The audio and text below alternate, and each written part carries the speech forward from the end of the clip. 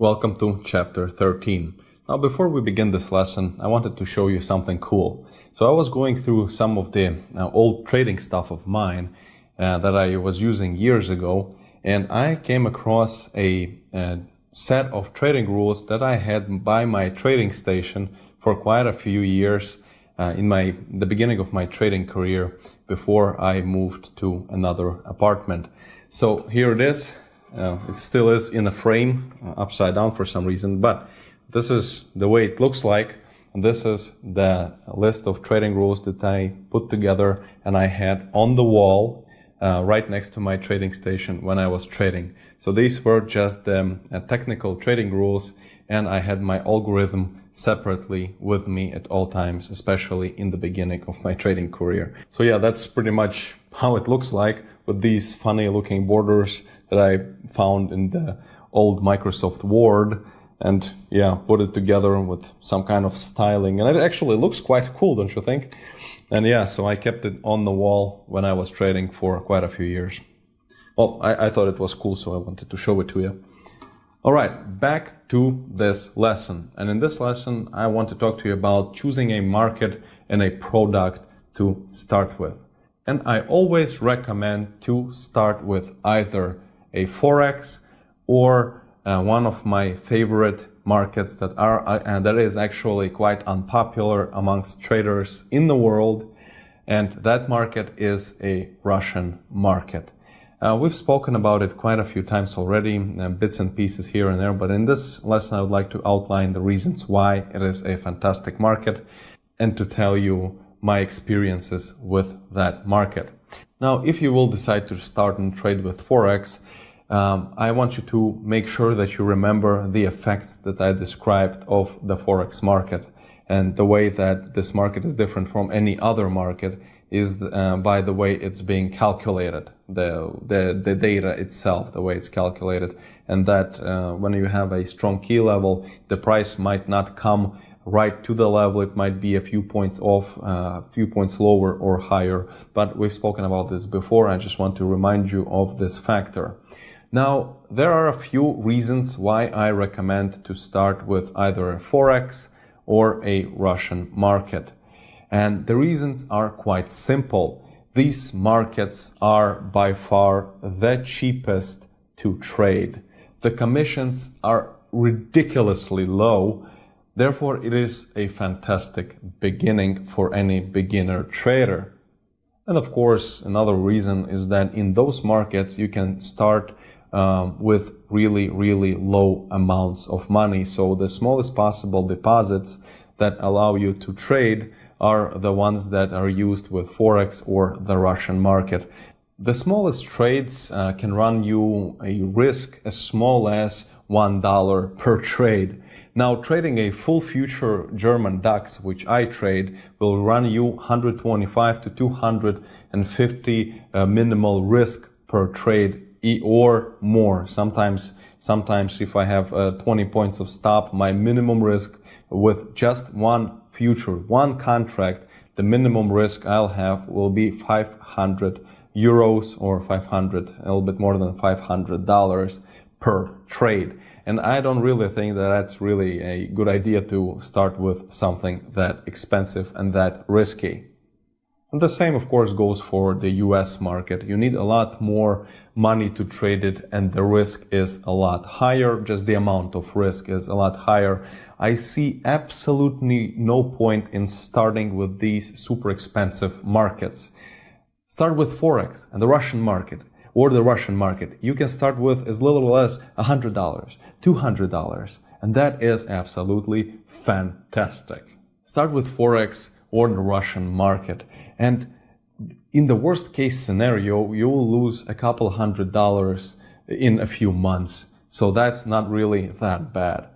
With the German or the US market, especially the full futures, you will lose thousands in comparison to the Russian market or the Forex.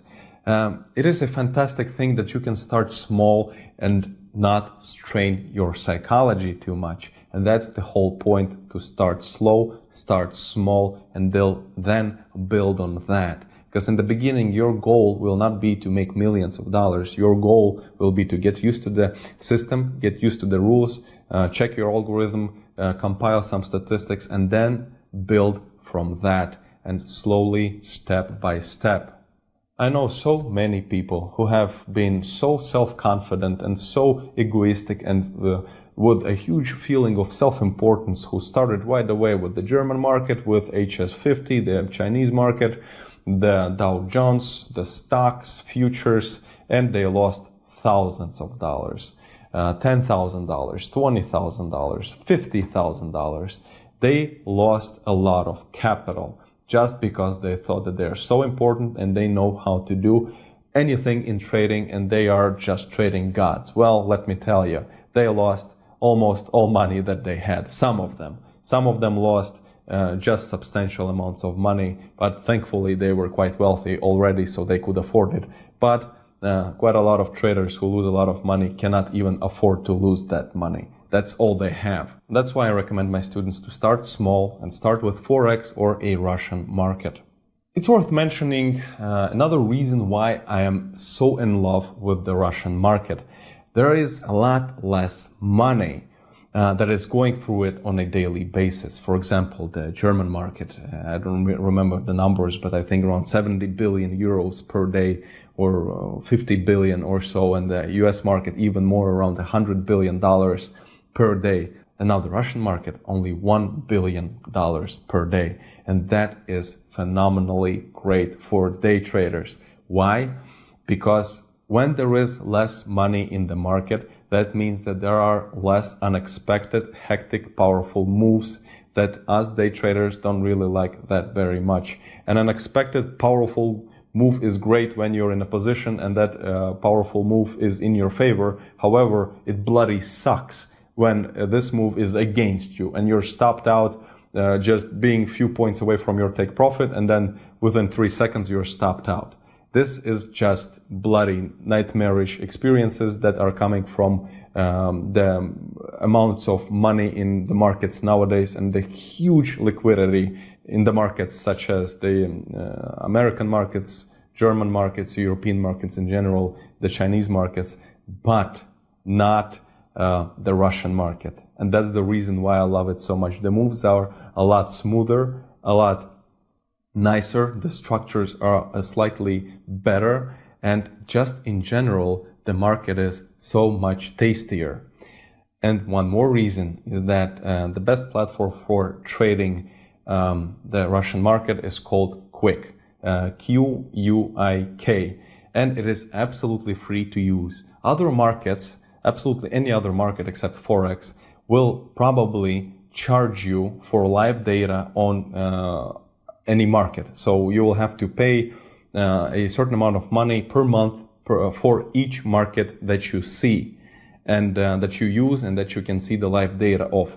That means that if you're trading 10 markets, the expenses can be quite substantial and you might pay around $1,000 or more for just the feed so that you can see and trade the market. And the Russian market, when you trade stocks or you trade futures or you trade some currencies, you can do it all for free. And the commissions are comical on the Russian market. They are just fractions of cents sometimes. Those commissions are just sublimely small, and I love the Russian market in this way. It is absolutely unbelievably great to trade. Commissions are ridiculously small. The platform does not cost absolutely anything, and just in general, the market is so nice. There are no explosive, hard to control moves, and in general, it is beautiful to look at and absolutely fantastic to trade.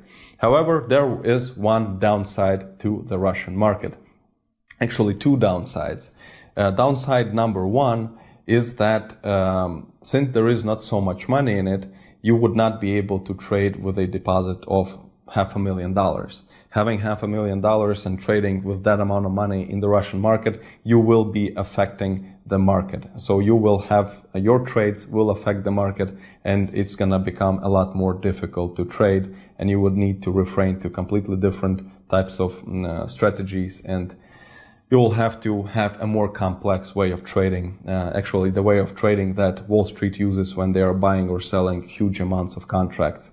Now with $500,000 in the German market, you will see absolutely no effect. Even if you dump the whole 500,000 right into the market, there will be absolutely no effect. Well, depends. If you do it at night, maybe, but during the day, it's just a drop in the ocean. 500,000 compared to 70 billion, that's nothing. So that's the reason why the German market in this sense is better than any other market.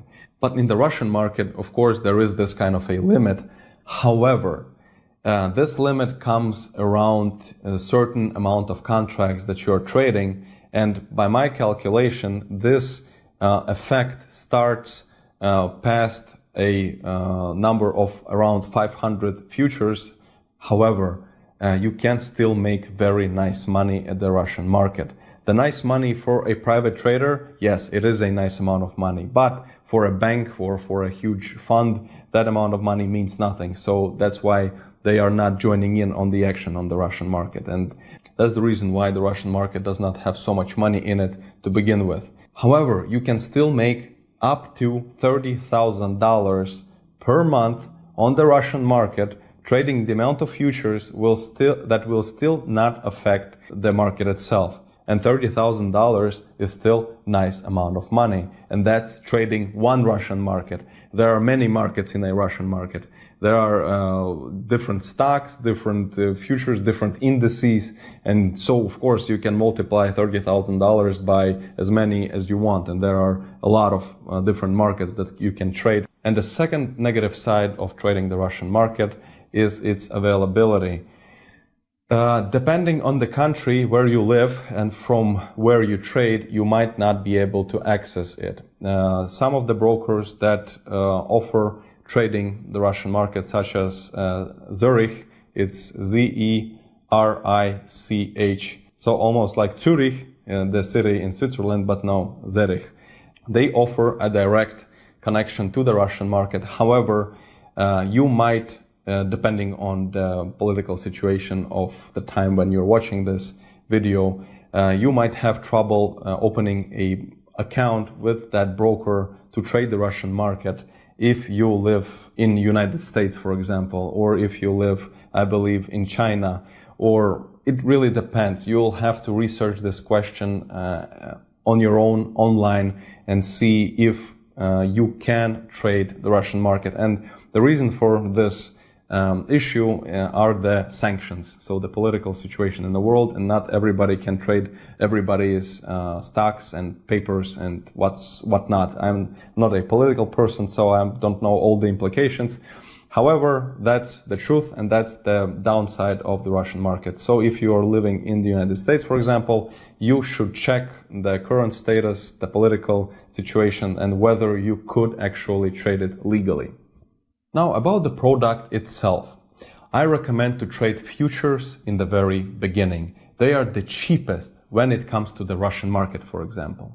The commissions, as I've said before, are comical. Another option are the CFDs. And the CFDs you can trade with, for example, the IG markets or the interactive brokers. But I believe that mostly the CFD trading is done through the IG markets, and that's a broker that I actually am recommending to you, which I've started with quite a few years ago, and then later on I moved on to interactive brokers to trade full futures. Now the CFDs are similar to futures, however they are just called different. The contract for difference is what CFD stands for. And they are cheaper to trade, so they are a lot less per point. Some CFDs are $1 per point, some are $5 per point, and that really depends on the market that you would like. So I recommend Forex, the Russian market futures, or the European and the American CFDs.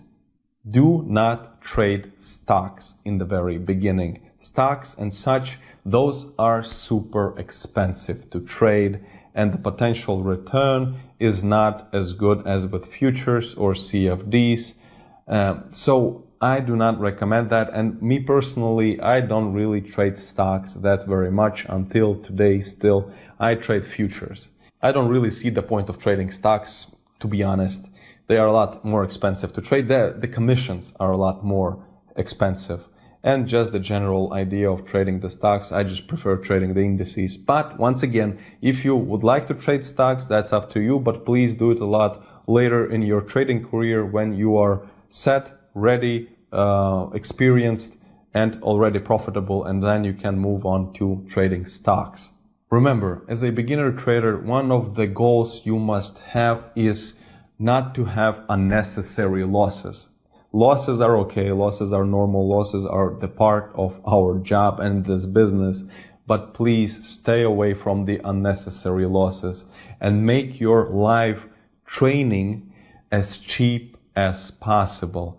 And trust me, if you lose $1 or $1,000 or $100,000, the effect in terms of practice will be absolutely the same. Yet the psychological strain will be a lot more if you lose larger amount of money. That's only logical. And follow the logic. And this is simply common sense. Even myself, until this day, when I, for example, start trading a new market, any kind of market, if I saw a market, an interesting market somewhere, and I wanted to check it out and see what it's all about, I will start small. I will trade the smallest possible amount of contracts. Why should I spend more money on practice, experience, and a mere try of trading a new market, when in your case, as a beginner trader, you're beginning to trade in general? So why would you waste money on experiences and have a risk of damaging your psychology? It makes absolutely no sense. Now, before we wrap up this lesson, there is one important note that if you are already trading some market through some broker for some time and you already have some experience with that market and you've already had some experience trading before you started taking this learning program and started learning from me, please do not switch up the market. Do not move to some other market. Keep doing what you're doing because you already have some basis, some experience with that market, unless of course you're losing a lot of money and you're trading stocks and you're losing $1,000 per day, then forget about it and move on to Forex. But if you are trading nicely, but you really wanted to improve your trading skills, then please don't move to Forex. Just stay with something that you know, stay with something that you've spent a lot of time on, and don't switch up the horses in the middle of the race, so to speak. In my personal opinion, it is very important in general not to switch up the instruments and the markets that you are trading too often. Choose something and stick with it. Experience it. Try it for at least 2, 3, 4 months, and then you will be able to tell, well, this is a good market, this is not a good market, I wasn't successful in this market. Because if you try and trade one market for a few days and you say, I don't like it, or you cannot really build any perspective or any view and develop any idea, any credible idea about a market within a few days. You need to spend time with it and see how it works for a longer time. All right, this lesson is coming to an end. Please don't forget about the test, and there will be no homework. So I'll see you shortly in the next lesson where we will talk about the expiration of products.